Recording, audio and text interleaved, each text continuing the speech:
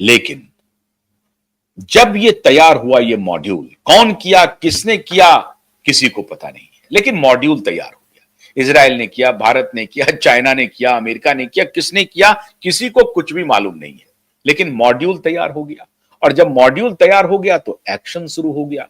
Action जब शुरू हो गया तो कोहराम मच गया, और वही काम शुरू हो गया जो भारत में पाकिस्तान कर रहा था। अब भारत में जो वो हैंडलर है उनको भी निशाने पर लाया गया, और कहा जा रहा है मित्रों कि इसमें भारत के जो मर्सनरी हैं उसकी भी बड़ी भूमिका है।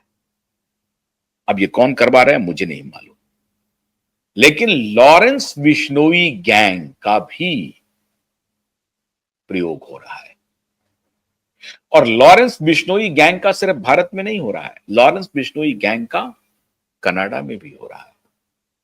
और इसीलिए कनाडा सरकार कह रही है कि भारत सरकार ये काम करवा रही है, कोई गैंगस्टर है, इंटरनेशनल गैंगस्टर है, उसके कहने पर हो रही है। अरे भाई, भारत सरकार ऐसा काम नहीं करती है, लेकिन गैंग तैयार हो गया है तो भारत सरकार क्या कर सकती है? अगर कोई एंटी नेशनल गतिविधि में कोई शामिल है तो उसे एलिमिनेट करने का सरकार को पूरा अधिकार है। सरकार अपना कोई भी प्रयास कर सकती है। आप भारत को टुकड़ों में बांटने की प्लानिंग करोगे, आप भारत को 1000 जख्म दोगे और भारत बैठा रहेगा। अब लश्कर-ए तैयबा, आईएसआई, यूएसएड, पाकिस्तान का डीप स्टेट और अमेरिका का डीप स्टेट 2-3 महत्वपूर्ण कार्यों पर लगा हुआ है। भारत के सुदूर दक्षिण राज्यों में उन्होंने बहुत ही मजबूत हैंडलर तैयार किए हैं, और खासतौर से तमिलनाडु में मित्रों। और इसीलिए तमिलनाडु के जो मुख्यमंत्री हैं और तमिलनाडु की जो सत्ता है उनके ऊपर बहुत गंभीर आरोप लग रहे हैं कि वो भारत विरोधी संगठनों से उनके संपर्क हैं।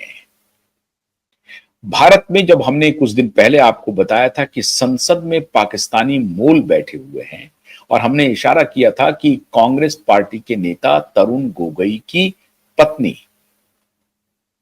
तरुण गोगोई जो आसाम के मुख्यमंत्री के बेटे हैं, उनकी गौरव गोगोई, माफ कीजिएगा, तरुण गोगोई ने, गौरव गोगोई, गौरव गोगोई की पत्नी पाकिस्तान में काम करती है, पाकिस्तान के एक एनजीओ में काम करती है। अब उनके तार जुड़ रहे हैं। पता नहीं भारत सरकार कोई जांच कर रही है या नहीं कर रही है, लेकिन भारत सरकार की खुफिया एजेंसी को जारी जानकारी है गौरव गोगोई की पत्नी के बारे में और गौरव गोगोई के बारे में।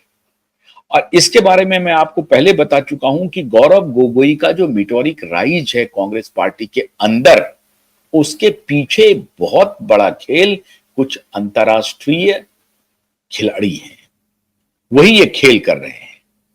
वरना सचिन पायलट की कोई भूमिका नहीं है कांग्रेस में, लेकिन Gaurav Gogoi deputy leader of opposition है कांग्रेस पार्टी के लोकसभा में, और जब भी किसी को उत्तर देने की बारी आती है तो गौरव गोगोई सबसे आगे होते हैं। तो गौरव गोगोई के को लेकर के चर्चा आम हो चुकी है और भारत की खुफिया एजेंसी उस पर काम कर रही है।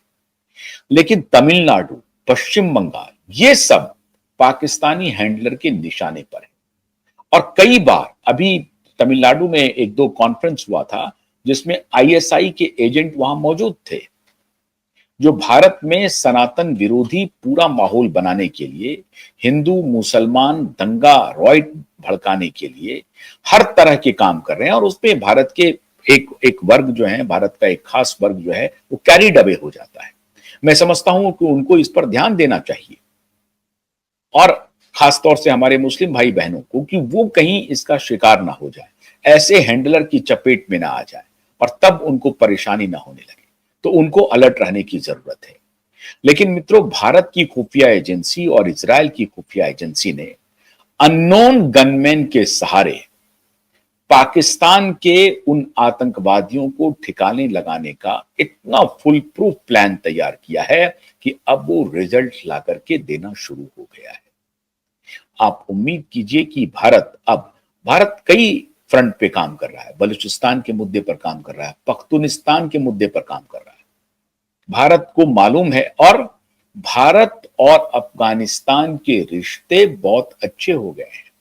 आपको याद होगा कि अभी यूएनओ में अफगानिस्तान के खिलाफ यूरोपियन यूनियन ने कुछ जारी किया था, भारत ने एब्सटेन किया, भारत ने सपोर्ट नहीं किया उस रिजोल्यूशन को जो अफगानिस्तान के खिलाफ था। अफगानिस्तान में महिलाओं की क्या स्थिति है, नहीं है, तो कहा कि आप चौधरी हैं क्या, ये अफगानिस्तान का मामला है, अफगानिस्तान देखेगा। असल में खेल ये हो गया है कि जब अमेरिका अफगानिस्तान को छोड़कर वापस लौट रहा था, तो अमेरिका ने अफगानिस्तान के साथ एक सीक्रेट डील की, और डील का मजमून ये था कि हम तो जा रहे हैं, हम अपना सारा हथियार आपके यहां छोड़ के जा रहे हैं, लेकिन जब जरूरत पड़ेगी हम आपको उस हथियार के इस्तेमाल के लिए बोलेंगे। अब उन सारे हथियारों का इस्तेमाल तालिबान पाकिस्तान के खिलाफ कर रहा है, और इसीलिए पाकिस्तान में आप देखते होंगे कि सुसाइड बॉम्बिंग हो रही है। उसमें कई बार नुकसान हो जाता है सिविलियन को, लेकिन अफगानिस्तान का और बलूचिस्तान लिबरेशन आर्मी का ऐसा कोई इरादा नहीं है कि पाकिस्तान के सिविलियन के ऊपर अटैक करें। उनका इरादा है कि ये जो बाकी जो एक्सट्रीमिस्ट ग्रुप हैं, जो नेबरिंग, जो उनके लिए भी खतरा हो सकते हैं। कैसे खतरा हो सकते हैं? लश्कर तैयबा ने एक पॉलिटिकल पार्टी भी लॉन्च कर दी, क्योंकि इनको मालूम, आईएसआई को देखिए, आईएसआई को पता है कि इमरान खान की पार्टी, शहबाज की पार्टी, नवाज शरीफ की पार्टी का कोई मतलब नहीं है। तो आईएसआई ने लश्कर तैयबा के साथ मिलकर के एक मिल्ली मुस्लिम लीग पॉलिटिकल पार्टी भी बनवा दी।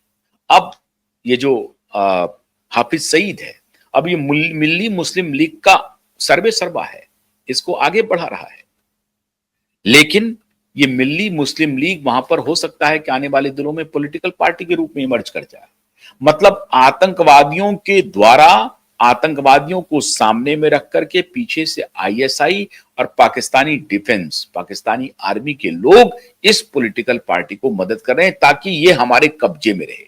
शहबाज और इमरान अगर हमारे कब्जे में नहीं रहेंगे तो ये हमारे कब्जे में रहे। पाकिस्तान में कभी भी कू हो सकता है, ऐसे संकेत आ रहे हैं। तो ये जो बलोच रेबल है और दूसरा बलोच रागी सांगर है, ये जो 2-3-4 जो ऑर्गेनाइजेशंस हैं, इन सब का जबरदस्त उपयोग इंटरनेशनल एजेंसी कर रही है, जिसमें इजराइल भी है।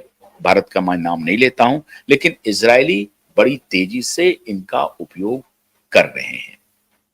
तो इजराइल का आपको शुक्रगुजार होना चाहिए। इजराइल ने अपनी दोस्ती निभाई है, और पाकिस्तान में अगर आने वाले दिनों में कू हो जाए तो आप चौंकिएगा मत।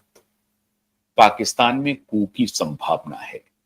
मौलाना मुनीर हालांकि मोस्ट पावरफुल हो चुका है, लेकिन उनको लगता है कि हर चीज के लिए मुझे पॉलिटिकल एस्टेब्लिशमेंट से रजामंदी लेनी पड़ती है। जब सारा काम मुझे ही करना है, हमको इंटरनेशनल डिप्लोमेसी में भी मुझे ही जाना है, मुझे ही ट्रंप को मनाना है, तो खैर मैं ही, हमारे पास में ही सारी सत्ता, पॉलिटिकल पावर भी हो जाए और डिफेंस की भी पावर हो जाए, तो मुमकिन है कि पाकिस्तान में जल्द ही आपको कू देखने को मिले नेपाल के बाद। तो ये उसकी सारी परिस्थिति बन गई है। लेकिन भारत को जो इजराइल ने अपनी दोस्ती का उपहार दिया है अननोन गनमैन की थ्योरी दे करके, वो काबिले तारीफ है। मैं ये नहीं कहता हूं कि पाकिस्तान में जो घटनाएं हो रही हैं उसमें भारत की कोई भूमिका है, भारत की कोई भूमिका नहीं है, लेकिन किसी न किसी की तो भूमिका है। कोई ना कोई तो इस रोल को प्ले कर रहा है, और उसका फायदा भारत को हो रहा है। वहां के आतंकवादी संगठन के को ठिकाने लगाया जा रहा है। बहुत बहुत शुक्रिया। नमस्कार।